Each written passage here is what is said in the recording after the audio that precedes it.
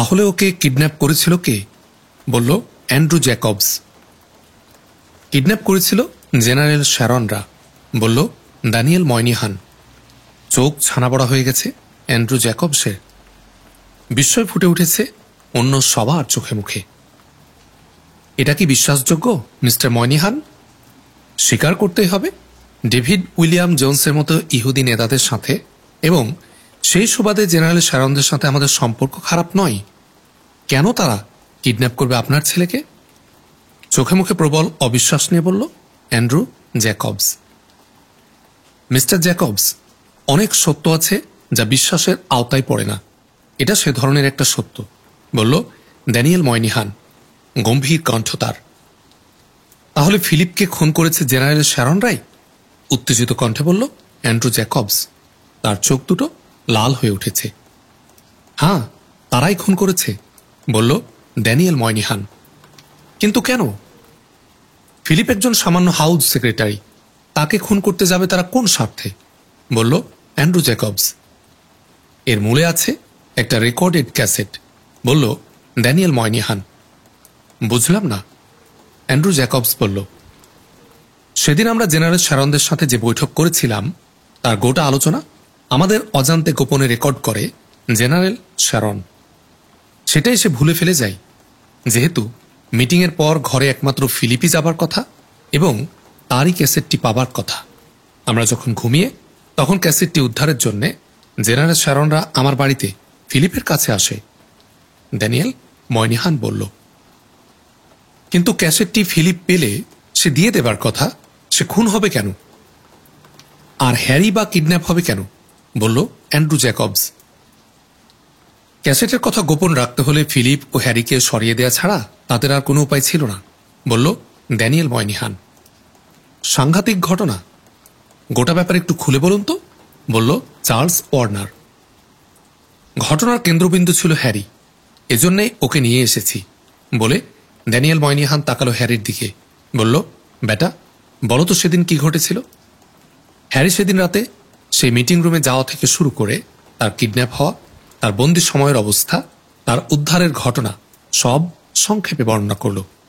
সকলেই গভীর আগ্রহে হ্যারির কথা শুনল। হ্যারির কথা শেষ হতে আনা প্যাট্রিসিয়া বলল, সাংঘাতিক দুঃসাহস জেনারেল শ্যারনদের, কিন্তু হ্যারি, ক্যাসেটটা তোমার কাছে এতটা গুরুত্বপূর্ণ মনে হয়েছিল কেন? গোপনে রেকর্ড করা হয়েছে বুঝতে পেরে এবং জেনারেল শ্যারন ক্যাসেটটাকে অত গুরুত্ব দেয় আমার কৌতূহল সৃষ্টি হয়। নিশ্চয়ই এতে এমন কিছু থাকতে পারে যা দিয়ে আমার আব্বাদের সে বিপদে ফেলতে পারে। তারপর ক্যাসেটটা শোনার পর আমি নিশ্চিত হই যে শ্যারনরা একটা ষড়যন্ত্র করছে যা আমাদের আমেরিকান স্বার্থের পরিপন্থী, বলল হ্যারি। কিন্তু ক্যাসেটটা তোমার আব্বাকে না দিয়ে রবিন নিক্সনকে দিলে কেন? জিজ্ঞেস করল জন রিচার্ড। হ্যারি তার আব্বার দিকে একবার তাকিয়ে মুখ নিচু করল, চোখে মুখে নেমে এলো তার বিব্রত ভাব। জবাব দিল না প্রশ্নের। হ্যারির আব্বা ড্যানিয়েল ময়নিহান হাসল, বলল, তারা দুই ভাই বোন মনে করেছে ক্যাসেটটা পেলে আমি একে কাজে লাগাবো না, এমনকি ব্যাপারটা জেনারেল শ্যারনরা জেনেও ফেলতে পারে। সেজন্য ক্যাসেটটা রবিন নিক্সনকে পৌঁছেছে এবং রবিন সেটা সঙ্গে সঙ্গে ফ্রি আমেরিকার হাতে তুলে দিয়েছে। চার্লস ওয়ার্নারের মুখে মিষ্টি হাসি ফুটে উঠল, বলল, হ্যারি, তোমরা দুই ভাই বোন কি তাহলে ফ্রি আমেরিকা মুভমেন্টের সাথে আছো? হ্যারির বিব্রত অবস্থা বেড়ে গেল। সে মাথা তুলল না, জবাবও দিল না। মিস্টার ময়নিহান, আপনার বাড়ি দেখছি আপনার বেদখল হয়ে গেছে, বলল জন রিচার্ডসন। হাসল ড্যানিয়েল ময়নিহান। অসহায় অবস্থা দাঁড়ালো হ্যারির। মিষ্টি হাসি ফুটে উঠল আনা প্যাট্রিসিয়ার ঠোঁটে। বলল, ভেবো না হ্যারি, আমরা কিন্তু সবাই খুশি। বলে একটু থামল আনা প্যাট্রিসিয়া। মুখ গম্ভীর হয়ে উঠল তার। বলল, আবার, আমেরিকা তোমাদের জন্য গর্ববোধ করবে হ্যারি। তোমার পিতার চেয়ে বেশি গুরুত্ব দিয়েছ দেশকে। তোমরাই প্রকৃত আমেরিকান। সত্যিই ফ্রি আমেরিকা তোমাদের দ্বারাই পুনর্জীবিত হবে। ধন্যবাদ মিস প্যাট্রিসিয়া, আমিও গর্বিত হ্যারিদের জন্যে, বলল ড্যানিয়েল ময়নিহান। আবেগে উজ্জীবিত তরুণ হ্যারির দুগণ্ড বেয়ে অশ্রু করালো, আনন্দের অশ্রু। ড্যানিয়েল ময়নিহান ছেলেকে বুকে জড়িয়ে ধরে তার পিঠ চাপড়ে বলল, ধন্যবাদ বেটা। ড্যানিয়েল তার আসনে ফিরে এলে চার্লস অর্নার বলল, ধন্যবাদ হ্যারি, তুমি এখন একটু বাইরে থেকে বেরিয়ে এসো। মুখ তুলল হ্যারি, তার ঠোঁটে হাসি।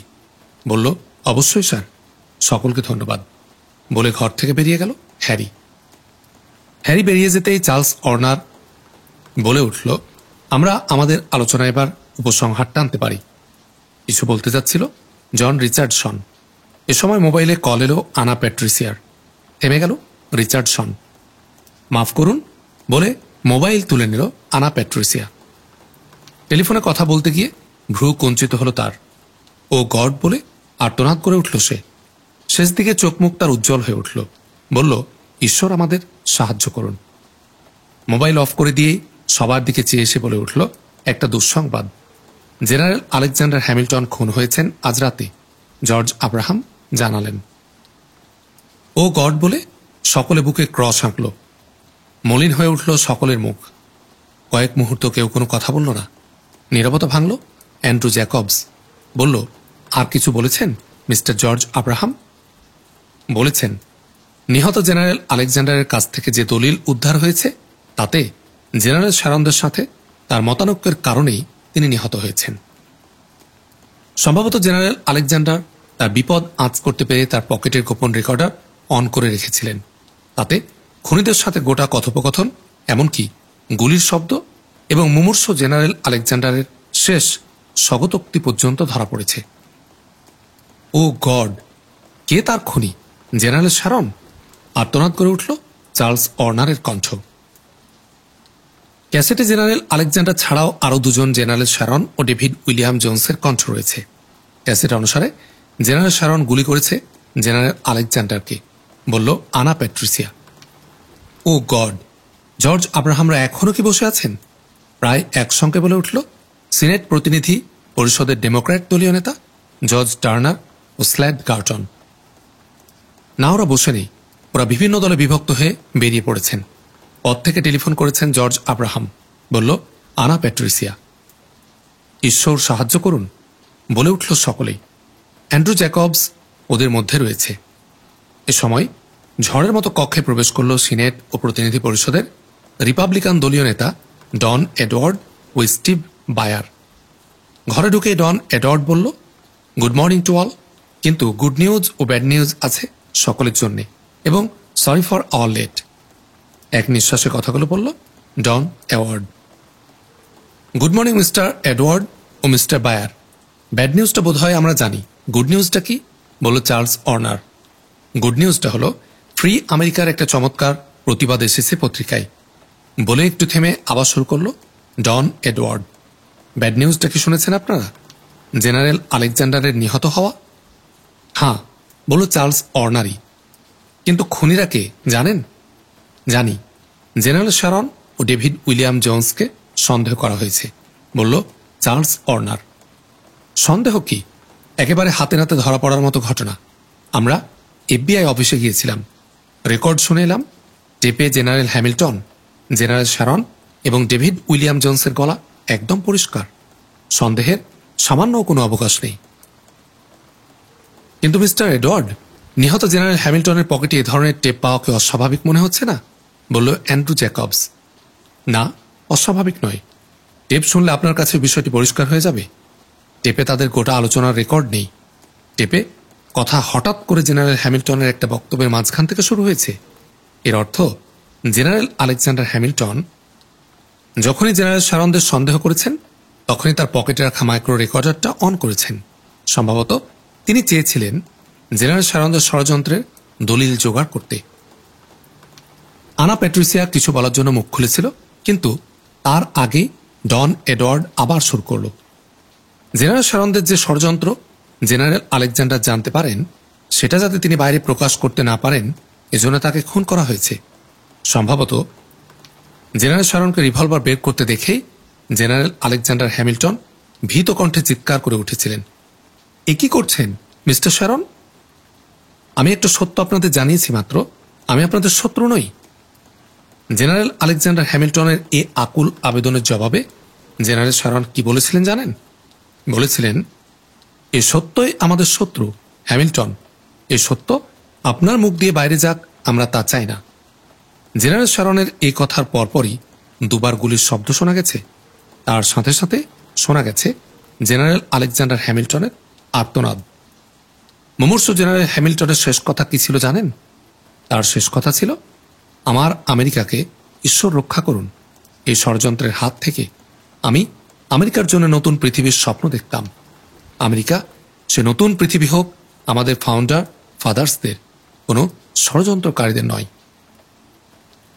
থামল ডন এডওয়ার্ড। শেষের দিকে আবেগে ভারী হয়ে উঠেছিল ডন এডওয়ার্ডের কণ্ঠ। তার দু চোখের কোণ সিক্ত হয়ে উঠেছিল অশ্রুতে। সে কথা বলতে পারল না। কথা বলে উঠল হাউস অফ রিপ্রেজেন্টেটিভের রিপাবলিকান দলীয় নেতা স্টিভ বায়ার। বলল, জানেন, জেনারেল আলেকজান্ডার হ্যামিল্টনের এই কথার পর ডেভিড উইলিয়াম জোন্স কি বলেছিল? বলেছিল, থ্যাঙ্কস জেনারেল শ্যারন, প্যাট্রিয়টিজমের বীজগুলোকে এভাবে ধ্বংস করা উচিত। থামল স্টিভ বায়ার। সে থামতেই সিনেট ও হাউস অব রিপ্রেজেন্টেটিভের ডেমোক্র্যাট দলীয় নেতা জন টার্নার ও স্ল্যাড গার্টন প্রায় একসাথে বলে উঠল, বিশ্বাসঘাতক জোন্স প্যাট্রিয়টিজমের বীজ উপড়ে ফেলতে চাই? তার দুঃসাহস কোথায় গিয়ে ঠেকেছে? এই বিশ্বাসঘাতকদের কুমন্ত্রণাতে আজ আমরা এখানে জমায়েত হয়েছিলাম। দুর্ভাগ্য আমাদের, বলল সিনেটের রিপাবলিকান দলীয় নেতা ডন এডওয়ার্ড। শুধু জমায়েত নয়, আমরা প্রেসিডেন্ট এবং এফবিআই ও সিআইএ চিফকে ইমপিচ করার সিদ্ধান্ত নিতে যাচ্ছিলাম, বলল ড্যানিয়েল ময়নিহান। আমরা জেনারেল আলেকজান্ডার হ্যামিল্টনের মতোই প্রতারিত হয়েছিলাম। ঈশ্বর আমাদের রক্ষা করেছেন, অ্যান্ড্রু জ্যাকবস বলল, তার কণ্ঠে অনুশোচনার সুর। এর দ্বারা আমরা জাতির ভবিষ্যৎ নিয়ে কত কম ভাবি সেটাও প্রমাণ হয়ে গেল। শহীদ জেনারেল আলেকজান্ডার হ্যামিল্টনের শেষ কথাটাকে আমাদের খুবই গুরুত্ব দিতে হবে। তিনি কামনা করেছেন আমেরিকার নতুন পৃথিবী যেন হয় আমাদের ফাদার্সদের, কোনো ষড়যন্ত্রকারীদের নয়। তার কথিত এই ষড়যন্ত্রকারীদের নতুন পৃথিবীটা কি সেটা সম্পর্কে আমাদের জানতে হবে, বলল চার্লস অর্নার। আলেকজান্ডার হ্যামিল্টনের ওই টেপ থেকেই পরিষ্কার, জেনারেল শ্যারন ও জোন্সরা নিউ ওয়ার্ল্ড অর্ডার এর নামে যে নতুন পৃথিবী গড়ার স্বপ্ন আমেরিকার মাথায় চাপিয়ে দিয়েছে সেটাই ওই ষড়যন্ত্র, বলল ডন এডওয়ার্ড। কিন্তু কেন এটা একটা ষড়যন্ত্র আমি বুঝতে পারছি না। বরং আমি তো দেখছি এই নতুন পৃথিবীর স্বপ্ন আমেরিকার জন্য বিশ্ব নেতৃত্বের মুকুট নিয়ে আসবে। এতে দোষ কোথায়, বলল অ্যান্ড্রু জ্যাকবস। এর একটা উত্তর আমি দিতে পারি আমার ছেলে হ্যারি এডওয়ার্ডের ভাষায়। কিছুদিন আগে আমাদের ফ্যামিলি গ্যাদারিংয়ে নিউ ওয়ার্ল্ড অর্ডার নিয়ে বিতর্ক উঠলে সে বলেছিল, মার্কিন যুক্তরাষ্ট্রকে বিশ্ব নেতৃত্বের লোভ দেখিয়ে তাকে বিশ্বের খলনায়কে পরিণত করা হচ্ছে। বলা হচ্ছে জাতিসংঘের বিশ্বায়ন কর্মসূচির পেছনে সকল কলকাঠি মার্কিন যুক্তরাষ্ট্রের হাতে।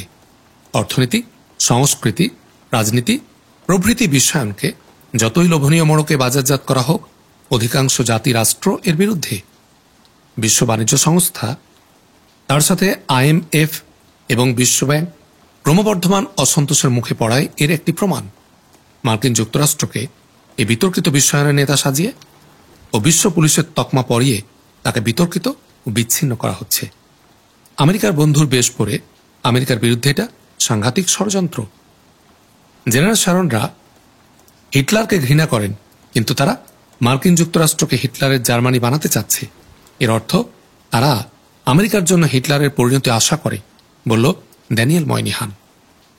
ড্যানিয়েল ময়নিহান থামতেই অ্যান্ড্রু জ্যাকবস বলে উঠল, ভবিষ্যৎ সম্পর্কে এটা একটা ধারণা মাত্র। হাসলো অ্যানা প্যাট্রিসিয়া, বলল, ধারণা বলে একে এড়িয়ে যাওয়া যাবে না মিস্টার জ্যাকবস। দেখুন, গোটা দুনিয়ায় ইউরোপ আমাদের সবচেয়ে ঘনিষ্ঠ মিত্র, তার মধ্যে আবার ব্রিটিশরা আমাদের সবচেয়ে কাছের। সেই ব্রিটেনের শীর্ষ নীতি নির্ধারকরা আড়ালে কি বলে থাকে জানেন? বলে, সবাই সব জায়গায় আজ দেখছে আমেরিকার বেপরোয়া জেদপনা ও একলা চলনীতিকে। আমাদেরই হার্ভার্ডের একজন বিদেশ নীতি বিশেষজ্ঞ স্যামুয়েল হান্টিংটন বলেছে, বিশ্বের জাতি রাষ্ট্রসমূহ এবং জনগণের বিপরীতে মার্কিন যুক্তরাষ্ট্র ক্রমবর্ধমানভাবে একাকী হয়ে পড়ছে। তার মত হল, আমেরিকা কখনোই বিচ্ছিন্ন আর বন্ধু হারানোর নীতি গ্রহণ করবে না, কিন্তু তার পদক্ষেপে অবশিষ্ট দুনিয়া থেকে তাকে বিচ্ছিন্ন করে ফেলবে। ফ্রি আমেরিকার হ্যারি এডওয়ার্ডরা নতুন বিশ্ব ব্যবস্থাকে এই বিচ্ছিন্নকারী পদক্ষেপ হিসেবে অভিহিত করছে। তাদের এই মত ফেলে দেবার মতো নয়। রাজনৈতিক, অর্থনৈতিক ও সাংস্কৃতিক গ্লোবালাইজেশন বা একক স্ট্যান্ডার্ডাইজেশন জাতিরাষ্ট্রসমূহকে বৈরী করে তুলবেই এবং মার্কিন যুক্তরাষ্ট্র বিচ্ছিন্ন হয়ে পড়বে। অন্তিম মুহূর্তে জেনারেল হ্যামিল্টন এই বোধ থেকেই একে ষড়যন্ত্রের বিশ্ব ব্যবস্থা বলে অভিহিত করেছেন এবং এর জায়গায় চেয়েছেন ফাউন্ডার ফাদার্সরা যে বিশ্ব ব্যবস্থা স্বপ্ন দেখছেন সেই বিশ্ব ব্যবস্থা। নিরুপায়ের একটা হাসি ফুটে উঠল অ্যান্ড্রু জ্যাকবসের মুখে। বলল, আমাদের ফাউন্ডার ফাদার্সদের আলাদা বিশ্ব ব্যবস্থাটা কি? সেটা হলো তোমার হাত তুমি ততটা সম্প্রসারিত করো যতটা করলে অন্যের নাক স্পর্শ না করে, অর্থাৎ কারো স্বার্থে হস্তক্ষেপ না করে। যদি এ নীতিবোধ মানুষ উজ্জীবিত হয় তাহলে শুধু পারস্পরিক সমতা, সম্মান ও সহযোগিতা ভিত্তিক বিশ্ব ব্যবস্থা গঠন সম্ভব। আমাদের ফাউন্ডার ফাদার্সরা এই বিশ্ব ব্যবস্থারই স্বপ্ন দেখেছেন। আনা প্যাট্রিসিয়া থামতেই চার্লস অর্নার বলে উঠল, এবার আমাদের বৈঠকে আমরা উপসংহার টানতে পারি। আমরা দুজন শেষ মুহূর্তে এসেছি। জানি না আগে আরও কি আলোচনা হয়েছে, তবে আমি মনে করি এই বৈঠকের সমাপ্তি ঘটাতে পারি একটা প্রার্থনার মধ্য দিয়ে।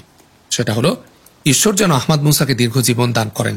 তিনি মৌলবাদী হলেও আমেরিকাকে একটা অক্টোপাসের কবল থেকে মুক্ত করার ব্যবস্থা করলেন। তিনি শুধু ইহুদিদের ষড়যন্ত্র ধরেছেন তাই নয়, ষড়যন্ত্রকারীদের আইনের কাঠগড়ায় দাঁড় করাবার সব ব্যবস্থাই সম্পন্ন করেছেন, বলল ডন এডওয়ার্ড। মিস্টার এডওয়ার্ডের সব কথার সাথে আমি একমত, তবে ষড়যন্ত্রটাকে ইহুদি ষড়যন্ত্র বলা ঠিক নয়।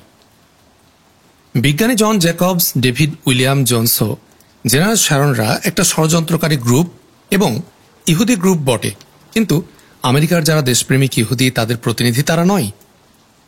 সুতরাং একে ইহুদি ষড়যন্ত্র না বলে ইহুদিবাদী একটা গ্রুপের ষড়যন্ত্র বলা উচিত। দেখুন, পত্রিকায় ফ্রি আমেরিকার যে প্রতিবাদ আজ প্রকাশিত হয়েছে তাতেই আছে ইহুদি ব্যাংকার আইজ্যাক বেনগুরিয়ান ও তার মেয়ে সাবা বেনগুরিয়ান জেনারেল শ্যারনদের বিরোধিতায় জীবনের ঝুঁকি নিয়েছেন, তবু আমেরিকার স্বার্থ জলাঞ্জলি দিতে চাননি, বলল আনা প্যাট্রিসিয়া। ধন্যবাদ মিস প্যাট্রিসিয়া, আপনার সাথে আমি একমত, তবে আহমদ মুসা সম্পর্কে বেশি বলার পক্ষে আমি নই। ঘটনাচক্রে তার সাহায্য আমরা পেয়েছি, কিন্তু তার মৌলবাদী চরিত্র সহজে যাবার নয়, বলল অ্যান্ড্রু জ্যাকবস। হাসল ডন এডওয়ার্ড। বলল, মৌলবাদ দেখে আমরা অভ্যস্তই। ইহুদিদের চেয়ে বড় মৌলবাদী দুনিয়াতে আর কেউ নেই। দুনিয়ার সবাইকে বুকে টেনে নেবার জন্য ইসলাম দুহাত বাড়িয়ে আছে, কিন্তু কোনো নন ইহুদি ইহুদি হতে পারে না। ইহুদি হওয়া চিরদিনের জন্য শুধু বনি ইসরায়েলের জন্য বরাদ্দ। আর আহমদ মুসা যেটুকু মৌলবাদী সেটুকু মৌলবাদী আমরা অনেকেই। বাইবেলের মৌল বিধানকে আমরা অনেকে দৃঢ়ভাবে মেনে চলতে চাই। ডন এডওয়ার্ড থামতে চার্লস অর্নার বলে উঠল, প্লিজ কথা না বাড়িয়ে আমরা আলোচনার উপসংহার টানতে চাই। মিস আনা প্যাট্রিসিয়া ঠিকই বলেছেন। শ্যারন জোন্সদের ষড়যন্ত্রকে আমরা ইহুদি ষড়যন্ত্র বলবো না। আমেরিকা ও আমেরিকার বাইরে এ ষড়যন্ত্রের জাল বিস্তৃত হলেও ইহুদিবাদী একটা গ্রুপ মাত্র এর সাথে জড়িত। আর মিস্টার এডওয়ার্ড উপসংহার সম্পর্কে যে পরামর্শ দিয়েছেন সেটা ভালো, তবে আহমদ মুসার জন্য ওই প্রার্থনার প্রয়োজন নেই। আমরা আহমদ মুসাকে ধন্যবাদ জানাবো। স্থান, কাল, পাত্র নির্বিশেষে ন্যায়ের পক্ষে ও অন্যায়ের বিরুদ্ধে আহমদ মুসা হল উন্মুক্ত তরবারি। আমরা আজ এখানে দুটি ব্যাপারে একমত হতে পারি। এক, আহমদ মুসা সম্পর্কে আমাদের এই অনুভূতি সরকারের মাধ্যমে আনুষ্ঠানিকভাবে তাকে আমরা জ্ঞাপন করব। দুই, আমেরিকা থেকে এই ইহুদিবাদী ষড়যন্ত্র সমূলে উৎপাটনের জন্য সব ব্যবস্থাই আমাদের সরকারকে গ্রহণ করতে বলবো এবং সরকার রাজনৈতিক ঝুঁকি নিয়েও যে তড়িৎ এই ষড়যন্ত্র উদ্ঘাটনে এগিয়ে এসেছেন এজন্য আমরা সরকারকে ধন্যবাদ জানাবো। থামল চার্লস অর্নার। আনা প্যাট্রিসিয়া, ড্যানিয়েল ময়নিহান ও ডন এডওয়ার্ড সহ প্রায় সকলে এক বাক্যে বলে উঠল, হ্যাঁ, এই দুই বিষয়ে আমরা একমত হতে পারি। আমার আপত্তি নেই, তবে আমরা ইনফর্মাল বসেছিলাম, আমরা সম্মিলিতভাবে এসব কথা কি বলবো, বলল অ্যান্ড্রু জ্যাকবস। অবশ্যই মিস্টার জ্যাকবস, আমরা জেনারেল শ্যারনদের দ্বারা প্রতারিত হয়ে এই যে এখানে বৈঠকের আয়োজন করেছিলাম তার প্রায়শ্চিত্ত হওয়া দরকার। আমি এখানে আসার আগে ফ্রি আমেরিকার সারা জেফারসন দেখতে এসেছিল হ্যারিকে। দেখলাম তারা বৈঠকের খবর জানে। সারা জেফারসন আমার মাধ্যমে আপনাদের সবার কাছে আপিল করেছেন তাদেরকে সাহায্য করার জন্য। আমি মনে করি বৈঠকে আমরা যদি ওই দুটি বিষয়ে একমত হই তাহলে তাদেরকে সাহায্য করা হয়, আমাদেরও প্রায়শ্চিত্ত হয়, বলল ড্যানিয়েল ময়নিহান আবেগ জড়িত কণ্ঠে। আরো ভালো হতো যদি আপনি সারা জেফারসনকে দাওয়াত দিতেন এই মিটিংয়ে আসার জন্য। তার জন্য সত্যিই গর্ববোধ হয়। তিনি ইয়াং আমেরিকান যোগ্য নেত্রী, বলল ডন এডওয়ার্ড। তাকে দাওয়াত দেওয়ার কথাই আমার মাথায় আসেনি। তাছাড়া তারও সময় ছিল না। তিনি FBI হেডকোয়ার্টারে যাবার পথে আমার বাসায় উঠেছিলেন, বলল ড্যানিয়েল ময়নিহান। আচ্ছা, তাহলে আমরা উঠতে পারি বলে চার্লস অর্নার অ্যান্ড্রু জ্যাকবসের দিকে তাকিয়ে বলল, মিস্টার জ্যাকবস, আপনাকে সবার পক্ষ থেকে সুন্দর আতিথেয়তার জন্য ধন্যবাদ। বলতে বলতে উঠে দাঁড়ালো চার্লস অর্নার। তার সাথে সাথে সবাই উঠে দাঁড়ালো। কাউন্সিল অব আমেরিকান জুইস অ্যাসোসিয়েশনের সভাপতি ডেভিড উইলিয়াম জোন্স এতটাই উত্তেজিত হয়ে পড়েছিল যে মোবাইলটা কানে ধরে রেখেই চিৎকার করে উঠল, মিস্টার শ্যারন, মিস্টার শ্যারন। বাম হাত গাড়ির স্টিয়ারিং হুইলে রেখে ডান হাত দিয়ে মোবাইলটা ডান কানে ধরে চিৎকার করছিল ডেভিড জোন্স। জেনারেল শ্যারনের গাড়ি লনের এক্সিট সার্কেল ঘুরে গেটে এসে পৌঁছেছিল বাইরে বেরোবার জন্য। জেনারেল শ্যারন নিজেই ড্রাইভ করছিল গাড়ি। ডেভিড জোন্সের চিৎকারে সে মাথা ঘুরিয়ে তাকালো, দেখল মিস্টার জোন্স তাকে হাত নেড়ে ডাকছে। জেনারেল শ্যারন তার গাড়ি ঘুরিয়ে নিল। গাড়ি নিয়ে গিয়ে দাঁড়ালো মিস্টার জোন্সের গাড়ির পাশে। মিস্টার জোন্স গাড়ি থেকে নেমে এলো, তার চোখে মুখে উত্তেজনা। জেনারেল শ্যারনও গাড়ি থেকে নামল। কি ব্যাপার মিস্টার জোন্স? উদ্বিগ্ন কণ্ঠ জেনারেল শ্যারনের। অনেক দুঃসংবাদের পর একটা ভালো খবর পাওয়া গেছে। আমাদের বেন ইয়ামিন এইমাত্র জানালো পার্লামেন্ট ভবন থেকে একটু দক্ষিণ পূর্বে পটোম্যাক নদীর তীরে একটা বাড়িতে আহমদ মুসা ও সারা জেফারসন বাস করছে। তবে সেখানে পুলিশ ও FBI লোকেরা পাহারায় বসেছে, বলল ডেভিড উইলিয়াম জোন্স। দারুণ খবর। আমরা যদি দুজনকে হত্যা করতে পারি তাহলে আমাদের বিরুদ্ধে সরকারি তদন্ত থামিয়ে দেওয়া যাবে। এখনই এই রাতে আমাদের অভিযানে যাওয়া দরকার, বলল জেনারেল শ্যারন। না, এভাবে অভিযান করা যাবে না। পুলিশ ও FBI এর সাথে লড়াইয়ে তাদের ধরে আনা যাবে বলে আমি মনে করি না। কে তাদের উপর হামলা করেছে এটা জানতে পারলে আহমদ মুসা একাই 100 হবে। আমরা ব্যর্থ হব। আপনি আহমদ মুসাকে চেনার পর এরকম প্রস্তাব দিলেন কেমন করে, বলল ডেভিড জোন্স। ঠিক বলেছেন মিস্টার জোন্স। আমি উত্তেজিত হয়ে বিচার বুদ্ধি হারিয়ে ফেলেছি। তাকে ফাঁদে ফেলতে হবে কৌশলে। বলুন, আপনার কোনো প্রস্তাব আছে, বলল জেনারেল শ্যারন। সারা জেফারসনকে আমাদের দরকার নেই। তাকে কিডন্যাপ করলে পুরো আমেরিকায় হইচই পড়ে যাবে। লাভের চেয়ে ক্ষতি হবে আমাদের বেশি। এক আহমদ মুসাকে আমাদের হাতে আনতে পারলে সরকার, ফ্রি আমেরিকা, হোয়াইট ইগল সবাই অন্ধ হয়ে পড়বে। ডেভিড জোন্স বলল। আপনার যুক্তির সাথে একমত, বলল জেনারেল শ্যারন। আমি বলে দিয়েছি বেনিয়ামিন বাড়ির উপর নজর রাখবে। উপযুক্ত সুযোগ সৃষ্টি হলে সে আমাদের জানাবে। আমরা তৈরি থাকবো যে কোনো মুহূর্তে অভিযান চালানোর জন্য। আমি ওই বাড়ি ও তার আশপাশের রাস্তাঘাটের একটা নকশা এঁকে দিচ্ছি। আপনি একটা নিখুঁত পরিকল্পনা তৈরি করুন, ডেভিড জোন্স বলল। পরিকল্পনা সকাল বিকাল দিন রাত কোন সময়ের হবে? সময়ানুসারে পরিকল্পনা হবে আলাদা, বলল জেনারেল শ্যারন। যে এলাকায় বাড়ি সেটা টাইট সিকিউরিটি জোন। রাতের বেলা কোনো পাখি উড়লেও সেটা তাদের নজর এড়ায় না। দিনের বেলা এমন টাইট অবস্থা থাকে না। সকাল ও বিকেলের কথা আপনি ভাবতে পারেন। তবে সবকিছুই নির্ভর করছে বেনিয়ামিনের খবর উপর, ডেভিড জোন্স বলল। বাড়ি গিয়ে আর কাজ নেই, চলুন আপনার ওখানে গিয়ে বসি। আপনার ওখান থেকে পটোম্যাকের ওই এলাকায় সরাসরি রাস্তা আছে, বলল জেনারেল শ্যারন। ওয়েলকাম, চলুন যাই। পরামর্শ করে পরিকল্পনাটা তৈরি করতে হবে, বলে ডেভিড উইলিয়াম তার গাড়ির দিকে এগোলো। জেনারেল শ্যারন গিয়ে তার গাড়িতে বসল। দুই গাড়ির স্টার্ট নিয়ে চলতে শুরু করল। বাড়িটার নাম পটোম্যাক লজ। বাড়িটার সামনে সুন্দর সবুজ চত্বর, দুপাশ ও পেছন দিকে বাগান। চত্বর ও বাগান নিচু বাউন্ডারি ওয়াল দিয়ে ঘেরা। বাউন্ডারি ওয়ালের সাথে বাড়িতে প্রবেশের হালকা একটি গেট, গ্রিলের তৈরি এবং তার উপর আয়রন শিট দিয়ে ঢাকা। বাড়ির সামনে দাঁড়ালে ওয়ালের উপর দিয়ে চত্বর ও বাগানের অনেকখানি দেখা যায়। এই বাড়িতে এখন বাস করছে আহমদ মুসা, সারা জেফারসন ও সারা জেফারসনের মা জিনা জেফারসন। FBI মেজর জো স্কিন বসেছিল গেটের বাইরে বেশ একটু দূরে রাস্তার পাশে ঘাসে ঢাকা সবুজ একটা টিলাই। তখন বেলা 9টা। পটোম্যাক লজ থেকে বেরিয়ে একটা কনফেকশনের গাড়ি মেজর জোর সামনে রাস্তা ধরে যাচ্ছিল। মেজর জো মুখ তুলে বলল, বিক্রি হলো কিছু? ট্রাকের মতো কনফেকশনের গাড়িটার ড্রাইভিং সিট সহ ইঞ্জিন অংশ আলাদা এবং তার পেছনে বিরাট কন্টেনার। ড্রাইভারের মাথায় ফেল্ট হ্যাট, মুখে কাঁচা পাকা গোঁফ ও দাড়ি। মুখের গোঁফ দাড়ি বড়ই অপরিপাটি, ব্যস্ত ও কাজপাগল মানুষের নিদর্শন। ড্রাইভারটি মুখ ঘুরিয়ে মেজর জোর দিকে তাকিয়ে বলল, গুড মর্নিং স্যার। এরা স্থায়ী কাস্টমার, আমাদের বিক্রি তো হবেই। আজ আমরা খুশি, ধন্যবাদ। গাড়িটা চলে গেল। গাড়িটা যাওয়ার কিছুক্ষণ পর অটোম্যাক লজের অন্যতম কেয়ারটেকার উইলিয়াম এলো। হাতে একটা কনফেকশনারি প্যাকেট ও কাগজের ব্যাগ ভর্তি জিনিসপত্র নিয়ে হাঁটছিল অটোম্যাক লজের দিকে। মেজর জো স্কিন বসা থেকে তড়াক করে উঠে দাঁড়ালো, বলল, হ্যালো উইলিয়াম, তুমি একগাদা কনফেকশনের জিনিস নিয়ে আসছো? আবার কনফেকশনের গাড়ি দিয়ে লজে অনেক জিনিস, ডাবল শপিং কেন? উইলিয়াম চোখ কপালে তুলে বলল, কি বলছো মেজর? আমাদের কনফেকশনের গাড়ি সপ্তাহ 2 দিন আসে, আজ তো আসার দিন নয়। কিন্তু গাড়ি তো এসেছিল, বলল মেজর জো শুকনো কণ্ঠে, তার চোখে মুখে ভাবনার চিহ্ন। কিন্তু এভাবে তো গাড়ি কোনোদিন আসে না। যাই দেখি, বলে উইলিয়াম হাঁটতে শুরু করলো। মেজর জো স্কিনও হাঁটতে শুরু করেছে উইলিয়ামের সাথে, তার চোখে মুখে ভাবনার চিহ্ন আরও গভীর। উইলিয়াম বাইরের গেট পেরিয়ে বাড়ির ভেতর প্রবেশের দরজায় গিয়ে চাবি ঢুকালো তালা খোলার জন্য দরজার কি হলে, কিন্তু চাবি ঘুরিয়ে দেখল দরজা খোলা। বিস্ময় ফুটে উঠল তার চোখে মুখে। ধাক্কা দিয়ে দরজা খুলে ফেলল সে। পেছনে একবার তাকিয়ে সে দ্রুত প্রবেশ করল ভেতরে। মেজর জো স্কিন উইলিয়ামের পেছনেই ছিল। উইলিয়ামের চোখ মুখের বিস্ময়, উদ্বেগ তার নজর এড়াল না। দরজা খোলা দেখে মেজর জোর বুকও ছ্যাপ করে উঠেছিল।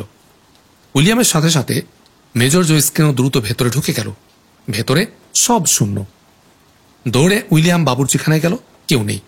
সার্ভেন্টস কোয়ার্টার দেখল, কেউ নেই। ফিরে এলো আবার বাবুর্চিখানায়। হাতের প্যাকেটগুলো রেখে বাথরুমের দিকে এগোলো, দেখল বাথরুম বন্ধ। তার মুখ উজ্জ্বল হয়ে উঠল, ভাবল নিশ্চয় কেউ বাথরুমে গেছে, আর অন্যরা নিশ্চয় ম্যাডামের সাথে পেছনের দিকে গেছে। কিন্তু শয়তানরা দরজা বন্ধ করেনি কেন? কিন্তু পাকঘরে ঢুকেই মেজর জো স্কিন ভ্রু কুচকে গেল। সে বাতাসে ক্লোরোফর্ম গ্যাসের গন্ধ পেল। পাকঘরের বাইরে তো এত গন্ধ পায়নি। পাকঘরে এই গন্ধ এলো কোথা থেকে? এই ভাবনা তার মনে আসতেই সে জিজ্ঞেস করল উইলিয়ামকে, তোমার একজন না হয় বাথরুমে, অন্য লোকেরা কোথায়? নিশ্চয় ম্যাডামের সাথে বাগানে হবে, বলল উইলিয়াম। চলো দেখি বাগানে। দুজন বাগানের দিকে এগোলো। পেছন দিকে বেরোবার জন্য একটা দরজা আছে। সে দরজা দিয়ে তারা পেছনের বাগানে প্রবেশ করল। বাগানে কাউকে চোখে পড়ল না। হঠাৎ বাঁ পাশে তাকিয়ে চিৎকার করে উঠল উইলিয়াম। উইলিয়ামের দৃষ্টি অনুসরণ করে জো সেদিকে তাকালো। দেখল ম্যাডাম জিনা জেফারসনের দেহ পড়ে আছে একটা ফুল গাছেরও পাশে। দেখার সাথে সাথে সে লাফ দিয়ে ফুল গাছ ডিঙ্গিয়ে পৌঁছল পড়ে থাকা দেহের কাছে। ঝুঁকে পড়ে নাক পরীক্ষা করল জিনা জেফারসনের। দেখল বেঁচে আছে, নিঃশ্বাস বইছে। ঝুঁকে পড়ে গিয়ে সে ক্লোরোফর্মের গন্ধ আবার পেল মেজর জো। এবার বুঝল সে সংজ্ঞাহীন করার জন্যে কেউ ক্লোরোফর্ম গ্যাস ব্যবহার করেছে। সে আরও বুঝল নিশ্চয় আরো সর্বনাশ তারা করে গেছে। চিন্তা করতেই বুকের রক্ত যেন তার হিম হয়ে গেল। ঝুঁকে পড়া অবস্থা থেকে সোজা হয়ে দাঁড়িয়ে বাড়ির ভেতর দিকে ছুটল। ছুটতে ছুটতেই বলল, ভয় নেই উইলিয়াম, ম্যাডাম বেঁচে আছে। এসো, মিস্টার আহমদ মুসার খবর নেই। দুজনে বাড়িতে ঢুকে ছুটল দোতলায় ওঠা সিঁড়ির দিকে। দাঁড়ানো অবস্থায় উইলিয়াম বলল, সিঁড়ি গিয়ে উঠেছে ড্রয়িং রুমে। ড্রয়িং রুমের ঠিক পূর্ব পাশে থাকে আহমদ মুসা, আর সিঁড়ির পশ্চিম পাশে পাশাপাশি দুটো রুমে থাকে সারা জেফারসন ও জিনা জেফারসন। ড্রয়িং রুমে উঠে তারা ছুটল আহমদ মুসার ঘরের দিকে। দুজনে গিয়ে দাঁড়ালো আহমদ মুসার খোলা দরজায়। তাদের দুজনের 4টি চোখ গিয়ে আছড়ে পড়ল আহমদ মুসার শূন্য বেডের উপর। দরজায় গিয়ে দাঁড়াতেই সেই ক্লোরোফর্ম সিক্ত ভারী বাতাস এসে প্রবেশ করল তাদের নাকে। মেজর জো ঘরের চারদিকে একবার নজর বুলালো। দেখলো ঘরের সবই ঠিক আছে, শুধু বিছানার চাদরের নিচের অংশে কিছুটা ঝুলে আছে। এই আধা ঘন্টা আগে যখন বাইরে যাই তখন তাকে আমি ঘুমোনো দেখে গেছি। কি হলো ওর? কেউ কি ওকে? কথা শেষ করতে পারল না। কথা গলায় আটকে গেল একটা উচ্ছ্বাস দমন করতে গিয়ে। হ্যাঁ উইলিয়াম, ঠিকই অনুমান করেছ, সর্বনাশ হয়ে গেছে। কোনো শত্রু তাকে কিডন্যাপ করেছে বলে মনে হচ্ছে, বলে মেজর জো পকেট থেকে ওয়্যারলেস বের করল। খবরটা জানিয়ে দিল সে FBI অপারেশন কমান্ডার বব কার্টারকে। খবরটা দিতে গিয়ে কণ্ঠ ভারী হয়ে উঠেছিল মেজর জোর। দায়িত্ব পালনে ব্যর্থতার চেয়ে যে ক্ষতি হলো তার অনুভূতি তাকে পীড়া দিচ্ছে বেশি। কিন্তু কি দোষ তার? অস্বাভাবিকতা কিছুই সে দেখেনি। কনফেকশনারির এমন গাড়ি তো বাড়ির দরজায় গিয়ে থাকে। কিন্তু ওই গাড়ি যে এত বড় কাণ্ড ঘটাবে তা ভাববে কেমন করে? টেলিফোন শেষ করে মেজর জো বলল, চলো উইলিয়াম, ম্যাডামকে ভেতরে নিয়ে আসি। তারা দুজনে ধরাধরি করে জিনা জেফারসনকে বাড়ির ভেতরে নিয়ে এলো। জিনা জেফারসনকে বিছানায় শুয়ে মেজর জো বলল, উইলিয়াম যাও, গিয়ে কিচেনের পাশের বাথরুমটা খোলো। নিশ্চয়ই ওখানে তোমাদের কিছু লোককে আটকে রেখেছে। আমি দেখি এর সংজ্ঞা ফেরানো যায় কিনা। বাড়ির অবশিষ্ট সবাইকে পাওয়া গেল সংজ্ঞাহীন অবস্থায় কিচেনের সাথে বাথরুমটিতে। 15 মিনিট পার হয়েছে, কারো সংজ্ঞা ফেরানো যায়নি। এ সময় এক ঝাঁক গাড়ি পরপর এসে দাঁড়ালো পটোম্যাক লজের সবুজ চত্বরে। 3টি পুলিশের গাড়ি, একটি জিপ এফবিআইয়ের, তাদের সামনে আরো 2টি কার, একটি এফবিআই চিফ জর্জ আব্রাহামের, আরেকটা সারা জেফারসনের।